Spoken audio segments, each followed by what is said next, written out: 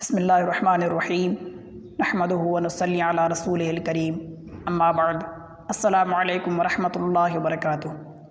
मुंहिंजा वाजिबुल एहतराम दोस्तों ऐं बुज़ुर्गो, अॼु असांजो सवाल इहो आहे त छा मैयत जे इसाले सवाब जे लाइ टीजो चालीहो या साल वग़ैरह कंदा आहिनि, इहो जाइज़ आहे या नाजाइज़ आहे?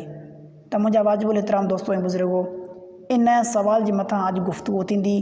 अल्लाह तबारक व तआला खां दुआ था करियूं त मूंखे सही सम्झाइण ऐं अवां दोस्तनि ऐं बुज़ुर्गनि खे सही सम्झण जी तौफ़ीक़ नसीब फ़रमाए।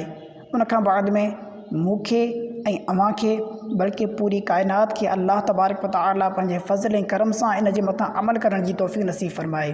मुंहिंजा वाजिबुल एहतराम दोस्तों ऐं बुज़ुर्गो, जीअं त अॼुकल्ह इहो रवाज थी चुको आहे त मैयत जे वफ़ात खां बाद में 3 ॾींहं या 40 ॾींहं या साल में उहा साॻी तारीख़ फिरी ईंदी आहे त उन तारीख़ ते ख़ैरात ख़त्म वग़ैरह कंदा आहिनि। इहो जाइज़ आहे या नाजाइज़ आहे?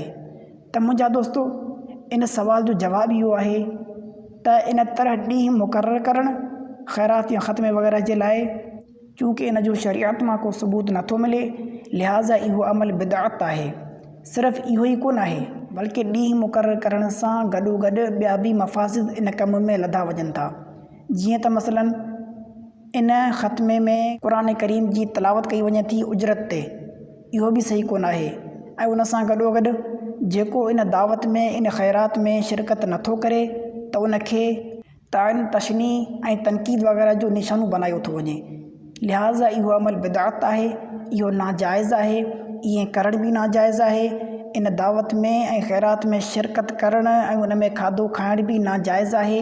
हा, जेकॾहिं कंहिं शिरकत कोन्हे कई इन दावत में, उनखे पंहिंजे घर खाधो वग़ैरह पहुचायो वियो आहे त उन जे लाइ इहो खाधो खाइणु जाइज़ आहे, इन में को हर्ज कोन आहे। अल्लाह तबारक व तआला खां दुआ था करियूं त मूं जेको कुझु चयो उनखे क़बूल मंज़ूर फ़रमाए ऐं असां सभिनी खे इन जे मथां अमल करण जी तौफ़ीक़ नसीब फ़रमाए। असांखे हमेशह जे लाइ बिदअत खां बचाए करे अल्लाह तबारक व तआला असांखे सुन्नत जे मथां हलण ऐं अमल करण जी तौफ़ीक़ नसीब फ़रमाए। त मुंहिंजा दोस्तो, ज़िंदगी बाक़ी, मुलाक़ात बाक़ी, वमा अलैना इल्लल बलागुल मुबीन।